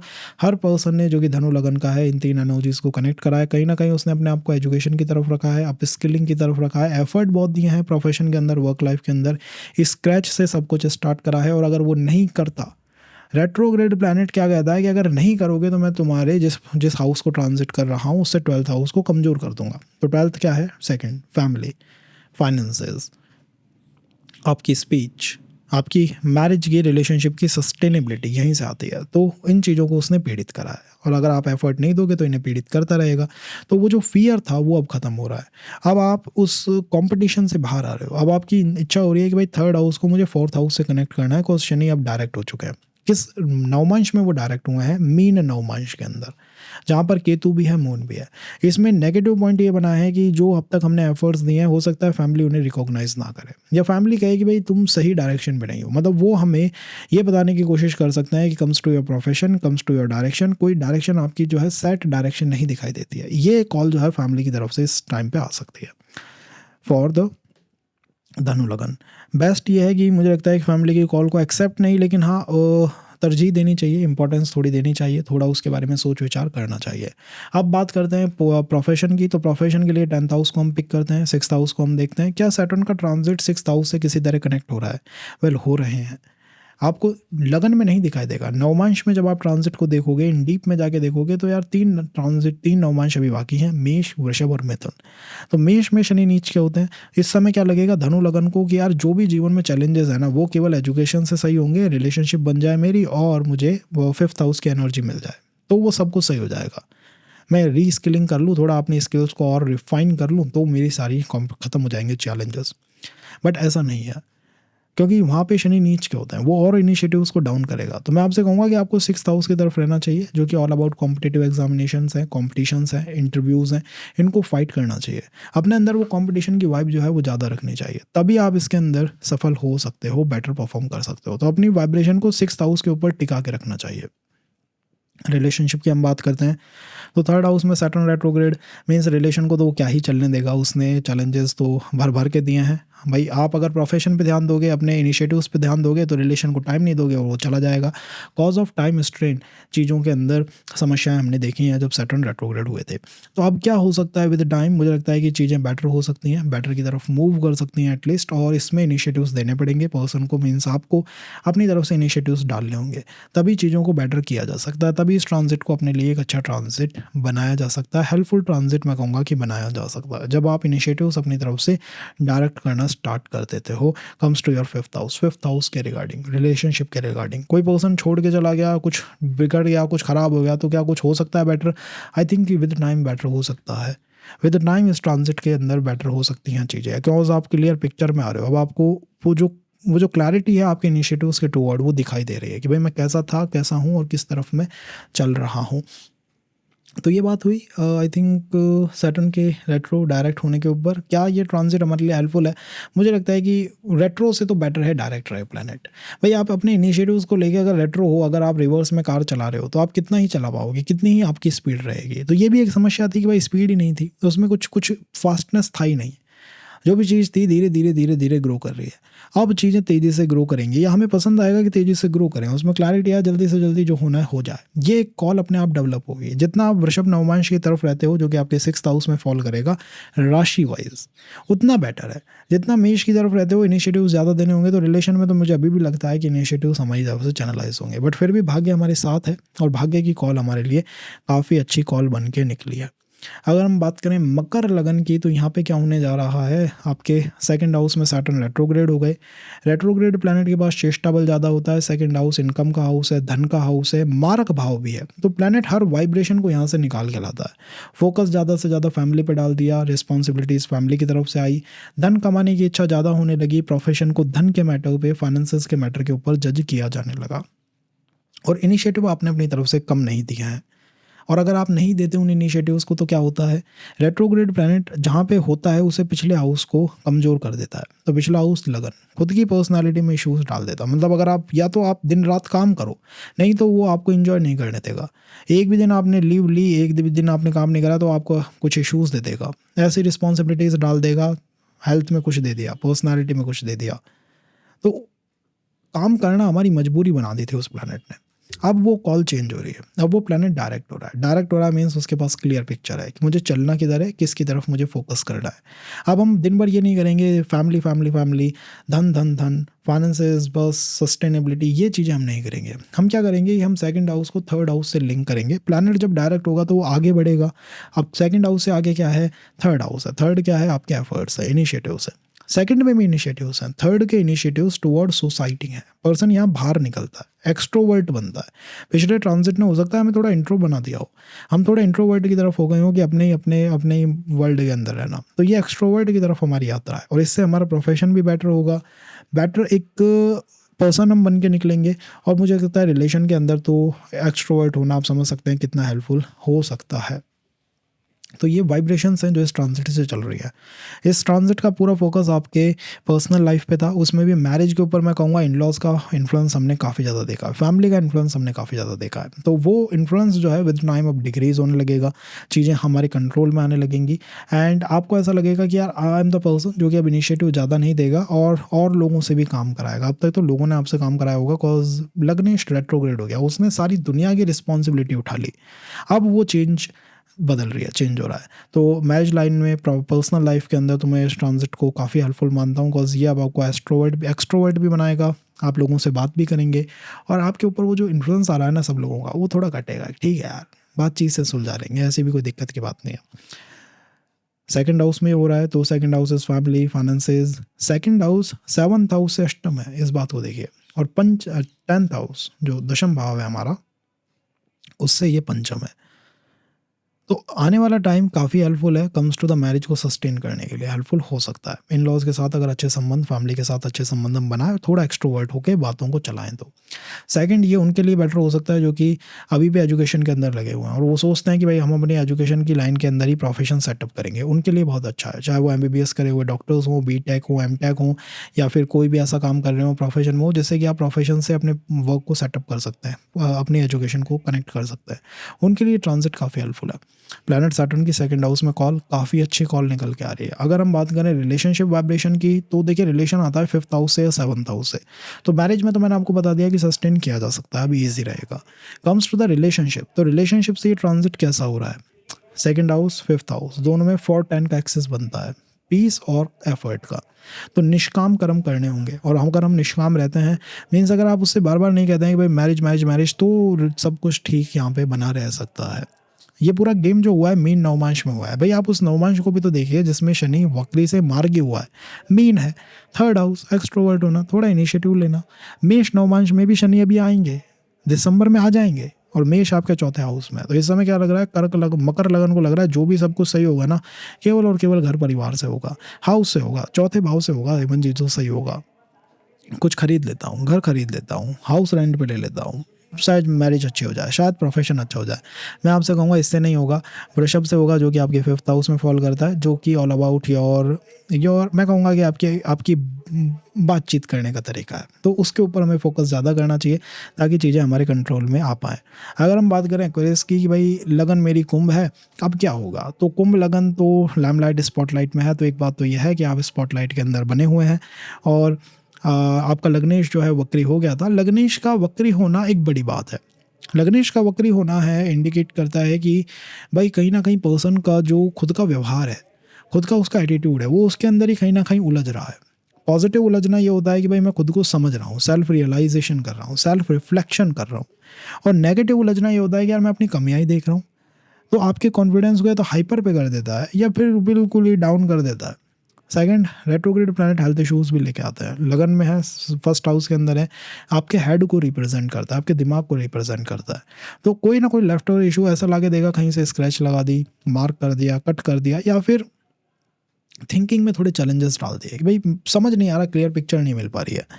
एफर्ट दिए जा रहे हैं, कुछ चेष्टा बल ज़्यादा है तो एफर्ट दिए जा रहे हैं, बट डायरेक्शन का नहीं पता। अब हमें डायरेक्शन मिल गई है, अब हमें डायरेक्शन सेट हो गई है कि भाई मुझे सेकंड हाउस की तरफ जाना है। क्यों? क्योंकि अब शनि वक्री हो ही नहीं रहे, जुलाई 2025 में होंगे, फिर भी वो इसमें नहीं आएंगे वापस। प्लैनेट ने कह दिया अब सेकंड हाउस की तरफ जाना है। पर्सन ने मान लिया कि अगर अध्यात्म है, लिबरेशन एंड ऑल, इनको छोड़ूंगा और सेकंड हाउस की तरफ जाऊंगा। अब ये अप्रोच हर जगह है। प्रोफेशन की अगर बात होगी तो पर्सन कहेगा नहीं, एजुकेशन लेनी है, रिसर्च करनी है, अपनी प्रोफेशन को सेटअप करना है, इनकम के ऊपर फोकस करना है, परिवार की रिस्पॉन्सिबिलिटीज़ लेनी है। ये उसकी कॉल धीरे धीरे इंक्रीज होने लगेगी, बनने लगेगी। हर जगह वो सस्टेनमेंट को डालेगा। पहले हो सकता है उसके मन में आ गया वो लिबरेशन चला जाऊँ, मुक्ति ले लूँ, या फिर सस्टेन करूँ, क्या करूँ मैं। तो अब यहाँ उसकी कॉल है सीधी सस्टेन करने की, भाई मैं सस्टेन करूँगा। सेकंड हाउस आपके लिए आपको क्लियर पिक्चर दे रहा है, तो सेकंड हाउस को जितना आप उसके साथ कनेक्ट कर सकें उतने हमें रिफाइंड रीडिंग मिल पाएंगे। तो अगर मैं प्रोफेशन की बात करूँ तो 10th से 5th है second house, all about your education side है। तभी मैंने आपसे कहा कि एजुकेशन की तरफ जाना है, कुछ ऐसा करना है जिससे कि हम ज्ञान प्राप्त करें। तो प्लैनेट ने कॉल अपनी सीधी बना ली है कि भाई मेरे पास ज्ञान बहुत है, अब मैं उसको कहीं ना कहीं धन से जोड़ने की कोशिश कर सकता हूँ या प्रोफेशन से जोड़ सकता हूँ। आने वाला टाइम फॉर एक्वेरियस स्टार्टअप्स के लिए बहुत शानदार, बिजनेस के लिए बहुत शानदार है, फ्रीडम के लिए डेफिनेटली शानदार है, और इनकम को ग्रो करने के लिए भी शानदार है। हेल्प कहाँ से मिली है आपको याद रखिएगा, जुपिटर से मिली है। तो जुपिटर की ही नवमांश में हुआ है ये, जो भी हुआ है ना, शतभिषा फॉर जुपिटर नवमांश है। तो अब हम क्या कर सकते हैं कि हम जुपिटर की तरफ अपने आप को रखें, थोड़ा अध्यात्म की तरफ रखें, मेडिटेशन की तरफ रखें, और इंटेलेक्चुअल वर्क्स की तरफ रखें। वो हमारे लिए ज़्यादा जॉब्स को लेके आएंगे, ज़्यादा अपॉर्चुनिटीज़ को लेके आएंगे। सेकंड हाउस सस्टेन का है तो इंश्योरेंस सेक्टर हो सकता है, हेल्थ सेक्टर हो सकता है, मेडिकल सेक्टर हो सकता है, किसी भी तरह के फूड सेक्टर हो सकता है, रेस्टोरेंट सेक्टर हो सकता है। इनसे हमें ज़्यादा जॉब्स मिलने की संभावनाएं बन सकती हैं आने वाले टाइम में। ये सैटर्न की कॉल है। अब आप उसको थोड़ा सा और लेके जाएंगे कि भाई रिलेशनशिप में कुछ करें, तो रिलेशन के लिए 5th हाउस, 5th से ये 9th में हो रहा है और 10th की तरफ मूव कर रहा है। तो मुझे लगता है कि रिलेशन को बनाने की और नए रिलेशंस आने की संभावना काफ़ी ज़्यादा इस ट्रांजिट ने अनलॉक कर दी है, काफ़ी ज़्यादा। क्योंकि पहला तो पर्सन खुद है ना, कि वो जब खुद ही रेट्रो है तो वो उसको खुद को नहीं पता कि मुझे किधर जाना है। तो वही एक मेन समस्या बन के निकली थी। फ्रीडम एक समस्या बन के निकली थी कि भाई फ्रीडम फ्रीडम फ्रीडम चाहिए, बट अब वो खत्म हो रही है। अब वो पर्सन की कॉल हो रही है, नहीं मैं सेकंड हाउस की तरफ जाना है, मुझे अपने ऊपर फोकस करना है, बट विद द एडवांटेज और with the picture of family. मैं फैमिली को अवॉइड नहीं कर सकता। तो यहाँ पे मेन लाइन जो है फैमिली की लाइन सेट हो रही है कि मुझे अपने परिवार पे भी फोकस डालना होगा। वो एक लाइन है जो इस ट्रांजिट ने सेटअप करी है। तो आई थिंक काफ़ी हेल्पफुल ट्रांजिट है, और आपके लिए तो आप ये समझिए कि ये वो टाइम है जिसमें आप बहुत मैक्सिमम प्राप्त कर सकते हैं। बट फिर भी ध्यान रखें कि 3 नवमांश अभी बचे हुए हैं मेन कुंभ राशि में। मेष है, वृषभ है, मिथुन है। मेष में शनि नीच के होते हैं, थर्ड हाउस। तो third house is the house of initiatives, और वो भी पूरी तरह से जब आप इंटेलेक्चुअल नहीं होते, मीन्स आप भिड़ गए किसी से भी, तो वो जो भिड़ना है ना वो बंद कर देना चाहिए। थोड़ी अप्रोच ऐसी बनानी चाहिए, जुपिटर की अप्रोच, बातचीत की अप्रोच है, वही हमारे लिए ज़्यादा हेल्पफुल है। अगर रिश्ते भी आएंगे, प्रोफेशन जो भी होगा, जुपिटर से ही चैनलाइज होगा। जितना उसमें जुपिटर है उतना ही बेटर है वो, और जितना उसमें राहु है उतना ही वो चैलेंज्ड है। तो राहु से जुपिटर की कॉल अब प्लैनेट ने एक्सेप्ट कर लिया है, उसने मान लिया इस बात को। शतभिषा से पूर्व भाद्रा पे अब चला है वो। अगर हम मेन की बात करें तो मेन लगन बहुत इंपॉर्टेंट रोल प्ले कर रही है इस ट्रांजिट के अंदर। वो दिखाई नहीं दे रहे। वो नवमांश में अगर आप देखोगे तो शनि जो है मीन नवमांश के ही अंदर है, वक्री से मार्गी होता है, वहाँ केतु भी है, मून भी है। तो मुझे लगता है आप वो लोग हैं जिन्होंने दुनिया को जो है क्लैरिटी कहीं ना कहीं दी है कम्स टू द सैटर्न, कि इनिशिएटिव कैसे लेना चाहिए, कैसे किस तरफ आगे बढ़ना चाहिए, और वो दिखाई नहीं दे रहा है, वो हिडन है।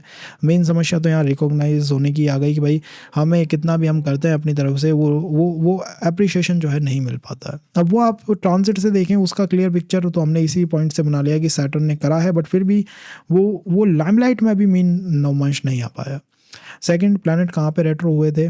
12th हाउस में। जहाँ पे भी रेट्रो होगा कोई प्लैनेट, वो वहाँ कुछ ना कुछ कॉम्प्लिकेटेड सिनेरियो क्रिएट करेगा। तो 12th हाउस क्या है? 12th हाउस आपका एक्सपेंडिचर है, व्यय भाव है, फॉरेन ट्रेवल है, लिबरेशन है, फ्रीडम है एक्चुअली। 12th हाउस से स्टार्टअप्स भी आते हैं, बिजनेस भी आता है, फ्रीडम, जो भी आपको फ्रीडम दे वो 12th हाउस से आता है। तो यहाँ पर प्लैनेट ने वहाँ कॉम्प्लिकेशंस डाल दिए, कॉम्प्लिकेशंस क्रिएट कर दिए वहाँ पे 12th हाउस के अंदर। तो ये कॉम्प्लिकेशन सब खत्म हो रहे हैं, प्लैनेट डायरेक्ट हो रहा है, उसकी अप्रोच सीधी हो रही है और वो कह रहा है नहीं भाई ये कोई दिक्कत की बात नहीं है, अब मैं लगन के आसपास आ रहा हूँ। तो अब आप खुद के ऊपर फोकस करिएगा, इस आप खुद ही इन कॉम्प्लिकेशंस को ख़त्म कर सकते हैं। आप जाएंगे थर्ड पर्सन के पास, वो नहीं कर पाएगा। यू आर द वन जो कि इस कॉम्प्लिकेटेड सिनेरियो को, इस पूरे के पूरे क्लस्टर को ख़त्म कर सकता है और अपने आप को एक क्लियर पिक्चर दे सकता है। Comes to the 12th house, expenditure हो गया, foreign travel, liberation, startup, freedom, जो भी है वहाँ पे हमें क्लैरिटी आने वाले समय के अंदर मिलेगी। थर्ड बात, 12th हाउस रिलेशनशिप में बहुत मैटर करता है। ये योग निद्रा का हाउस है, ये उपपद लग्न का हाउस है, ये कार्मिक संबंधों का हाउस है। इसमें जब शनि रेट्रो थे तो आप समझ सकते हैं इन चीज़ों के अंदर कितना कॉम्प्लिकेशन उन्होंने डाला था। और अगर आप उसमें नहीं जाएं, उस काम को ना करें, तो प्लैनेट आपके 11th हाउस को पीड़ित कर देता है। 12th हाउस जो है जहाँ पे वो रेट्रो हो रहे हैं, तो उसके लिए एक बार आप इंट्रो को देख सकते हैं, एक बार एक्सप्लेनेशन को देख सकते हैं। बट उसका मेन कहना क्या है, उसकी मेन लाइन क्या है कि अब तक हमारे जो उपपद लग्न से संबंध आए थे, मैरिज एंड ऑल की संभावनाएं थी, उसे शनि ने थोड़ा पीड़ित करा। हमने इनिशिएटिव दिए, इनिशिएटिव्स की पूरी हमने तो आंधी बहा दी, पूरा हमने डाल दिया उसको, लेकिन फिर भी उस प्लैनेट ने उसे होने नहीं दिया। कॉज एक रेट्रो प्लैनेट हाइपर बूस्टेड रहता है, इंट्रोवर्ट रहता है या एक्सट्रोवर्ट रहता है मैक्सिमम, तो वो एक समस्या बन के निकला था। आने वाले टाइम में ये समस्या खत्म हो रही है। हमें क्लैरिटी जो है हमारी लगन ने दे दी, मेरी पर्सनालिटी ने दे दिया। मुझे ये पता है कि मुझे क्या चाहिए, अब तक ये नहीं पता था कि मुझे क्या चाहिए। अब तक इस लाइक जो आ गया सो आ गया, जो जहाँ से आ गया वो वहाँ से एक्सेप्ट कर लिया। बट अब ये क्लियर पिक्चर है कि मुझे क्या चाहिए, क्योंकि वो दिख नहीं रहा। वो मीन नवमांश के अंदर ही शनि जो है वक्री से मार के हुए हैं, तो वो दिखाई नहीं दे रहा है। तो अब आपको ये पता होना चाहिए कि आपको क्या चाहिए। और ये चार्ट जो है अच्छी खासी कॉल रखता है रिलेशनशिप के लिए, वो भी वो रिलेशंस जो आपकी फ्रीडम से आते हैं, जिन्हें आप बनाते हैं, ना कि आपके ऊपर थोपे जाता है। तो जो आप बनाते हैं, जिन पे ऊपर आपकी वाइब बहुत ज़्यादा है, उनके ऊपर ये जो ट्रांजिट है ये काफ़ी अच्छी हेल्प रखता है। इसकी काफ़ी पॉजिटिव वाइब्रेशन वहाँ पे सेटअप है, उनकी तरफ रहना चाहिए। मेष नवमांश भी वो नवमांश है जिसे अभी शनि ट्रांजिट करेंगे आने वाले टाइम में, दिसंबर से फ़ेब तक। तो मुझे लगता है फियर यहाँ पे सेकंड हाउस फैमिली का है, जहाँ पे आपकी मेष राशि आती है। तो अगर आपको क्लैरिटी चाहिए चीज़ों में, खुद के ऊपर फोकस रखिए, नहीं तो मेष फैमिली और वो चीज़ें जो हैं वो चीज़ों को डिस्टर्ब कर देंगी। मैं कहूँगा प्रोफेशन में भी इनकम को छोड़िए और उसके इनिशिएटिव को देखिए, उसके अंदर काम करने को देखिए, और खुद की बात ऊपर रखिए, खुद की फ्रीडम को ऊपर रखिए। वो हमारे लिए ज़्यादा हेल्पफुल रहेगा comes to this transit. Overall ये ट्रांजिट काफ़ी हेल्पफुल है, कॉज काफ़ी मतलब बहुत सफ़र कर लिया हमने। देखिए 12th हाउस कुंडली का वो हाउस है जो फ्रीडम को दिखाता है। अब अगर आप मुझसे कहें कि मैं जिस हाउस में से फ्रीडम आनी चाहिए, सॉल्यूशन आना चाहिए, जो मुझे सॉल्यूशन देगा वही पर्सन कन्फ्यूज़न में है, क्या होगा फिर? सॉल्यूशन नहीं मिल पाएंगे। तो यही समस्या बनी थी, अब वो समस्या धीरे धीरे खत्म हो रही है। तो this is for this transit. Next में हम दाराकारक सीरीज़ को लेकर आएंगे 2025-26 में कैसा आपका दाराकारक चलेगा, तो उसके लिए कनेक्ट आप बनाए रखिए। धन्यवाद।